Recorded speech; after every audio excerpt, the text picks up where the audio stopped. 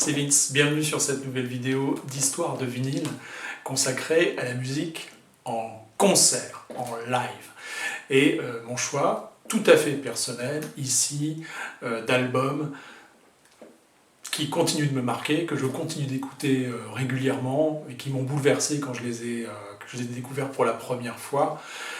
Je brasse tous les genres musicaux, tous les genres musicaux, jazz, blues, rock, entendons-nous.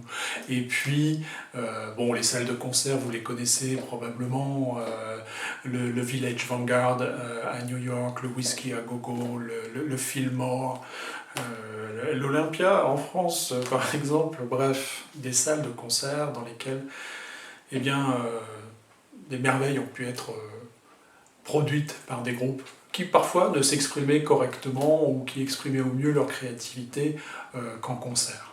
Alors je vais commencer tout de suite par un des musiciens qui compte beaucoup pour moi, qui est un des plus grands créateurs de musique de jazz du XXe siècle, sans aucun doute. C'est John Coltrane, et puis ce live qui a été enregistré à la fin de l'année 1961, qui est paru tout d'abord en 1962, et puis ici je vais vous proposer l'édition chez Impulse. C'est bien sûr le Light at Village Vanguard. Cette édition ici date probablement de 1966 ou 67, qui est l'année de sa mort.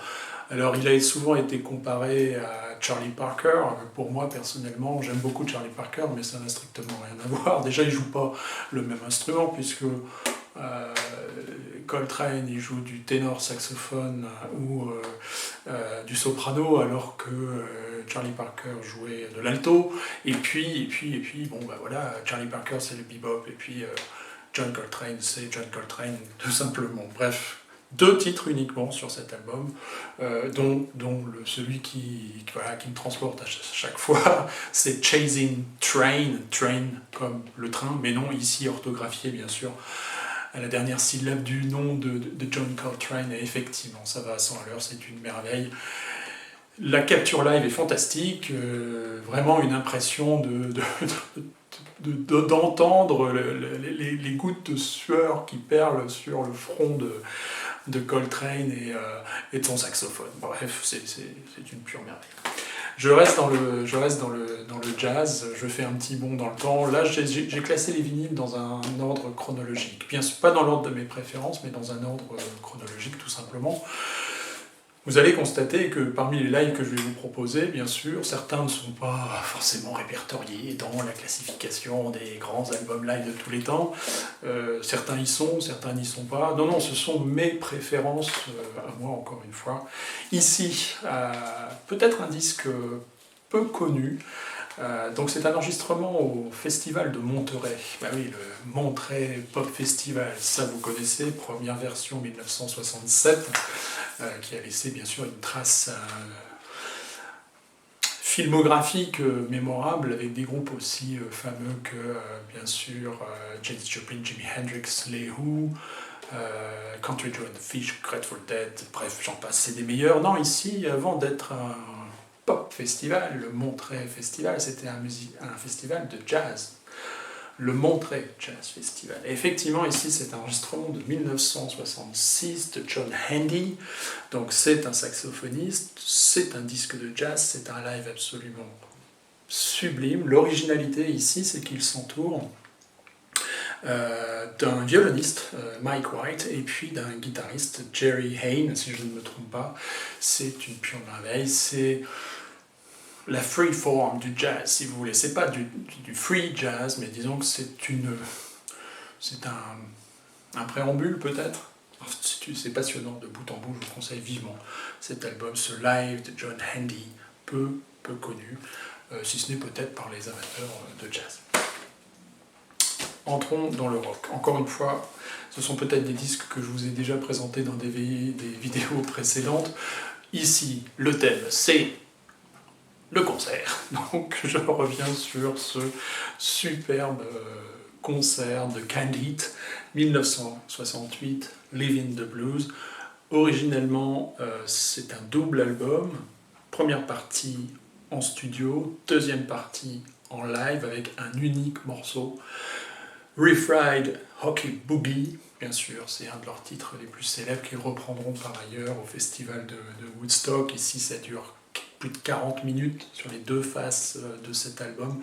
Superbe pochette psychédélique, avec bien sûr chacun des musiciens va jouer son solo, à commencer par Alan Wilson, et puis ensuite vous aurez Larry Taylor, vous aurez Fito Della Parra, vous aurez Henry Vestine, et bien sûr The Bear qui fera sa partie vocale. Superbe capture. Malheureusement, ce qui est dommage, c'est que bon bah voilà, c'était l'époque du 33 tours, un truc qui fait 40 minutes, ça tient pas sur une seule face, et bing la coupure. C'est au beau milieu du solo de guitare d'Henry Vestine, un superbe solo de psychédélique, pure merveille. Autre live mémorable, pour moi, encore une fois, qui fait aussi partie d'un double album. C'est le live des Cream sur le double album Wheels of Fire qui sort en 1968, encore une fois, première partie studio avec le fameux titre White Room par exemple, deuxième partie en live où bien sûr c'est un déferlement de guitare, Clapton en très grande forme, Ginger Baker bien sûr à la batterie, enfin bref. Tous ces gens-là sont très en forme, et puis bien sûr il y a le fameux Crossroads, et puis des hommages bien sûr au blues qui est la racine de ce groupe bien entendu, et d'écouter pour vous en convaincre bien le premier album de Cream. Donc il y a Trend Time, le seul titre un petit peu dommage que je trouve un peu dommage sur ce live qui est sublime, c'est le morceau composé par Ginger Baker qui est Toad, où bien sûr Ginger Baker, ok c'est un très grand batteur, mais là, il fait un petit peu la démonstration de son talent sur plusieurs minutes, c'est... Bon, sinon, quelle merveille. Pour moi. Voilà un disque que j'ai dû écouter 40, 50, 60 fois. Non, de toute façon, je me suis arrêté de compter. C'est un live... Dirais-je un des plus grands lives de l'histoire du rock. Peut-être, en tout cas pour moi, sans aucun doute, quelle énergie, quelle pêche, bien sûr, c'est le premier album du MC5, originaire de Détroit, bien sûr, avec Wayne Kramer à la guitare, Fred Sonic Smith, Rob Tyler, bien sûr, enfin bref, j'en passe, quel live, Brothers and Sisters.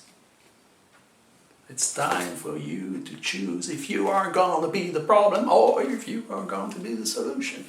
Bref.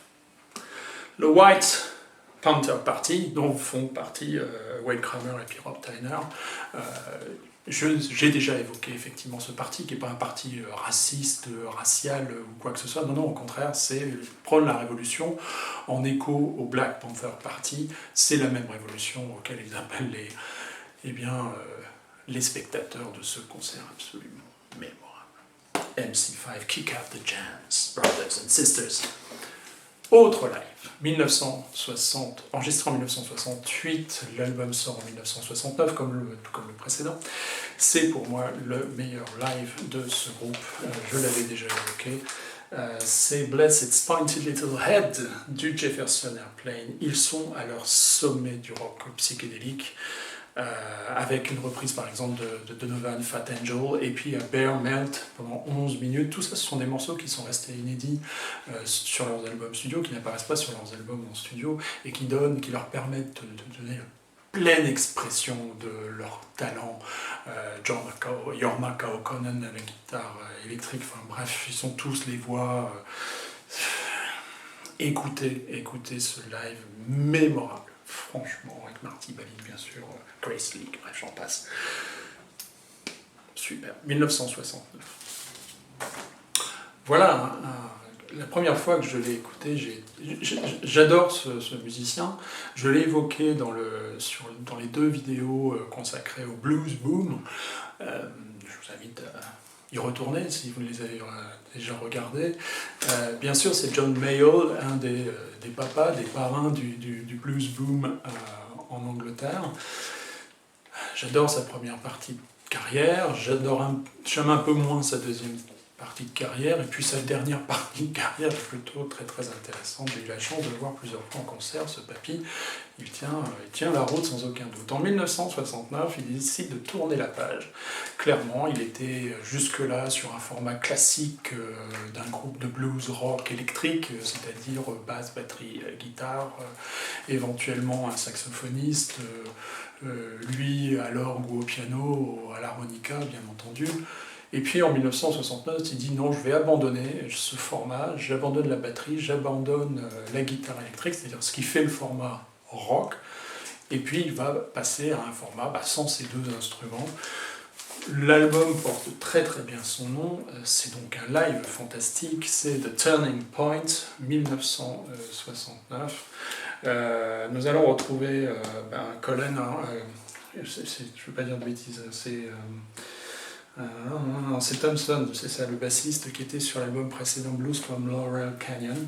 C'est une pure merveille. Room to Move, voilà, c'est un des titres les plus célèbres de cet album, mais bon, tout est absolument fantastique, il est en pleine forme, le père Mayall, superbe. D'ailleurs, ce n'est plus John Mayall and the Blues Breakers, il tourne la page, il y reviendra à cette dénomination. Superbe, The Turning Point, à écouter absolument. Voilà un live bouleversant pour moi qui est sorti en 1970. C'est un live de Jimi Hendrix. C'est pas le Jimi Hendrix Experience cette fois-ci. Il a quitté le Jimi Hendrix Experience pour former un groupe dont la musique aurait pu être la musique de Jimi Hendrix dans les années 70. Si ce n'est bien entendu, malheureusement, nous ne le saurons jamais en raison de sa mort prématurée au père Hendrix. Bref, ce live, c'est le Band of Gypsies. Alors, petite précision, c'est quelque chose que je n'ai pas dit depuis le début, vous l'aurez peut-être constaté, ici je n'évoque que des lives qui sont sortis à l'époque du vivant des musiciens. John Coltrane, par exemple, meurt en 1967. Le live at the Village Vanguard en 1962. Bref, je ne vais pas évoquer des lives qui sortiront, soit qui sont sortis en pirate, par exemple Frank Zappa, il y en a des kilos. Non, vraiment des lives officiels et d'époque, dirons-nous. Il y a beaucoup de lives qui sont sortis ensuite et qui continuent de sortir encore aujourd'hui. Je ne les évoque pas, je parle uniquement de ces lives qui sont sortis lors de l'activité des groupes. Un bon exemple pour ces concerts fantastiques qui ont été exhumés mais des années plus tard, c'est pour le groupe Led Zeppelin. Parce que son album live officiel, il est quand même très mauvais. Heureusement que des années plus tard, d'excellents concerts du Led Zeppelin ont pu émerger. Je ne les évoque pas. D'accord ? Donc par contre, le Band of Gypsies, il est bel et bien sorti du vivant de Jimi Hendrix. Ici, dans sa pochette française, chez Barclay, que je trouve absolument magnifique, cette pochette, sublime. Il y a la pochette, alors je vais essayer d'éviter les reflets, ça c'est la pochette états-unienne. L'intérêt peut-être c'est que c'est une pochette double, bon je ne vais pas vous l'ouvrir, gatefold comme disent les anglo-saxons. Quel live, Machine Gun. Il fait dans sa présentation, l'introduction du concert, bien sûr il évoque, voilà, ses pensées vont vers les soldats qui sont au Vietnam, et il y a cette coloration très très forte. Bien sûr, il y a un côté très soul, rhythm and blues un petit peu dans certains des titres de cet album, mais alors Machine Gun, mais quel titre fantastique, un des grands moments live de l'histoire, sans aucun doute. Sans aucun doute, Vince. Oui. Je sais. Quand j'ai écouté les disques de ce coffret pour la première fois, bien sûr, je connaissais le monsieur, Charles Mingus, mais alors cette capture en concert à Paris, deux concerts de 1964, je ne le sors que maintenant parce que ces concerts sont parus en coffret en 1971. Vous voyez, je suis un petit peu la chronologie de sortie, toujours du vivant de Charles Mingus. Voilà, c'est un coffret, trois vinyles. Il est enfin, je ne peux pas prétendre avoir écouté l'intégralité de la production de Charles Mingus, c'est impossible, mais beaucoup de disques. Je trouve que ce concert, Il est absolument fantastique. Vous réagirez peut-être les amateurs de jazz derrière le petit écran. Pour moi, effectivement, ce coffret de Charles Mingus, c'est une tuerie. Voilà un autre live qui est une tuerie. Alors, ils ont été peut-être un peu vite classés dans le rock sudiste. Peut-être pour leur deuxième partie de carrière, mais alors ce live. Il ne faut pas oublier que c'est un live au Fillmore, bien sûr, donc sur la côte ouest des États-Unis. Au Fillmore. C'est le Fillmore. Non, c'est le Fillmore East, donc je dis des bêtises. C'est le Fillmore East, donc c'est à New York. Donc c'est le double album des Allman Brothers Band au Fillmore East sur Capricorn Records. C'est vraiment un groupe qui, à cette époque, ne s'exprime véritablement pleinement que en live, avec deux guitaristes fantastiques, bien sûr, dont Duane Allman, mais il y a aussi Dickie Betts, qui se répondent sur scène, qui improvisent des solis absolument fantastiques, avec des clins d'œil appuyés d'ailleurs sur le titre In Memory of Elizabeth Reed, qui est composé par Dickie Betts, des clins d'œil à John Coltrane, à India en particulier dans les solis de Duane Allman. C'est pas du rock sudiste, c'est du rock et avec une coloration très psychédélique dans les solis des deux guitaristes. Malheureusement, Duane Allman meurt d'un accident de moto l'année de sortie de ce live. Quel guitariste, quelle perte. Et puis le bassiste du groupe mourra d'un accident de moto de même l'année suivante. Je vais donc dire son nom, le bassiste c'est Barry Hopley. Bref. Ils ont continué leur carrière, ils continuent de donner des concerts encore aujourd'hui. Greg Allman, le frère de Duane Allman, est toujours à la tête du groupe. Super, bah écoutez, double album fantastique sorti en 1971. Voilà un autre album. J'ai vu le monsieur en concert, bien sûr, mais des années plus tard. Je n'étais pas bien... Je crois que quand ce disque sort, c'est en 1971, je ne suis pas né. C'est le live du Johnny Winter Band qui sort en 1971. Ici c'est l'édition anglaise, ça se voit, de toute façon les pochettes sont toujours un peu abîmées. Quel live, du rock'n'roll, du rock, quel guitariste fantastique. Moi quand je l'ai vu en concert, il était en chaise roulante et complètement aveugle, et malgré tout ça fut une prestation tout à fait remarquable. Bref, Johnny Winter live. Vous aimez le rock and roll, vous aimez la guitare, vous aimez le blues. Ce live est fait pour vous. Alors, je vais peut-être vous surprendre avec celui-là, mais là, c'est vraiment un souvenir de pré-ado. C'est un disque que mon père faisait tourner sur la platine très fréquemment, et puis je l'aime beaucoup, je l'écoute, moi, quand même. C'est le live de Len Stevel à l'Olympia, avec ce côté très électrique. Avec Dan Arbra à la guitare électrique, mais il n'y a pas que lui, il y a aussi, comment s'appelle-t-il, un superbe guitariste également, c'est Gabriel Yacoub, bien sûr. Voilà, c'est le côté pop, rock, bien sûr, avec l'influence folk celtique, dirons-nous. Quel concert, mais quelle réussite, franchement... Je ne suis pas un très grand fan de musique celtique par ailleurs, mais là, c'est un concert remarquable. L'album sort en 1972, si je ne me trompe pas. Super. Voilà, un musicien qui donnait sa pleine expression en concert, et ce concert, c'est le fruit de sa rencontre avec, je l'ai évoqué, Ginger Baker, du Cream, bien sûr. C'est Fela Ransom Kuti avec Africa 70 et Ginger Baker en live. Fela Kuti, je suis un immense fan de... Enfin, fan, ça veut rien dire. J'adore j'adore Fela Kuti, et ce live avec Ginger Baker est tout à fait remarquable.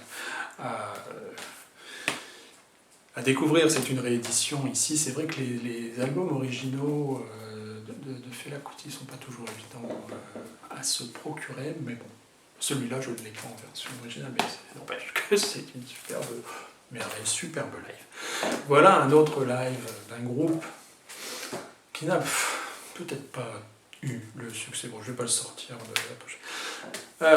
Alors, encore une fois, un petit peu comme sur le modèle des Cream ou de Candid, c'est un double album, première partie studio, deuxième partie live des Kings, bien sûr. Everybody's in Showbiz.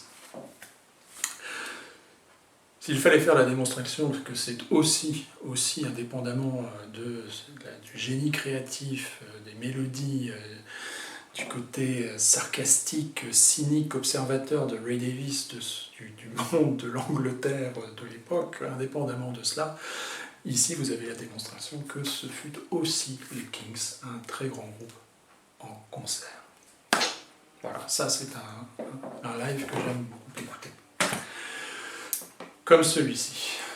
Ce groupe, c'est un groupe de concert. Des centaines de concerts.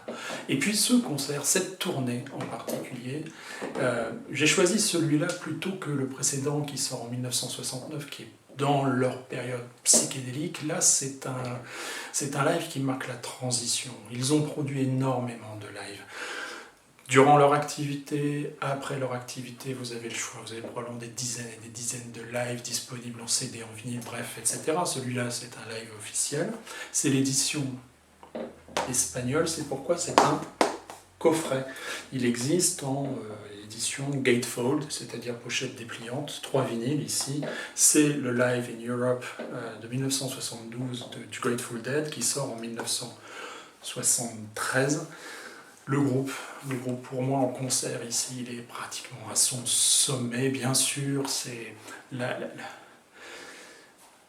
l'aspect psychédélique, c'est considérablement dilué. Nous sommes juste après la sortie d'American Beauty, et juste avant il y a eu Working Man's Dead en 70-71, où là ils vont retrouver un petit peu ce qui avait conduit Jerry Garcia à la guitare, c'est-à-dire la musique country, bluegrass,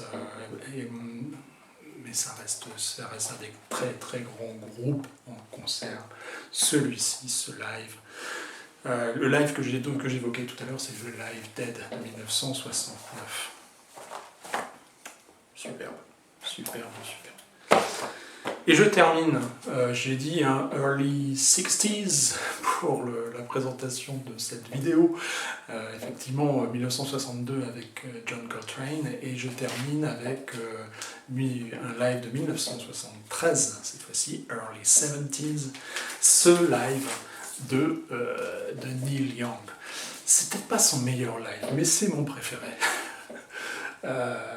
Dans cette période, je parle vraiment du début des années 70, c'est Time Fades Away, et ce que j'aime beaucoup dans cet album, c'est le titre de l'album le dit, Time Fades Away, il y a des choses qui sont en train de disparaître, et c'est effectivement les années 60 qui sont mortes, clairement, et lui, là, dans cet album, cette espèce de mélancolie qui accompagne tout l'album. C'est magnifique, franchement, c'est tout à fait poignant, et j'aime, bien sûr la capture est tout à fait excellente, le son est magnifique, bref, c'est peut-être pas votre choix concernant Neil Young du début des années 70, en termes de live, vous connaissez les lives bien sûr avec Crosby, Stills and Nash, mais franchement celui-ci, 1973. Voilà. C'est terminé, j'espère que ça vous a plu. N'hésitez pas à proposer aussi dans les commentaires votre propre choix, peut-être de concert sur cet intervalle début des années 60, début des années 70. Abonnez-vous si ce n'est déjà fait. Et puis likez ou ne likez pas. Et puis à la prochaine. Vince, it's me, cares about you.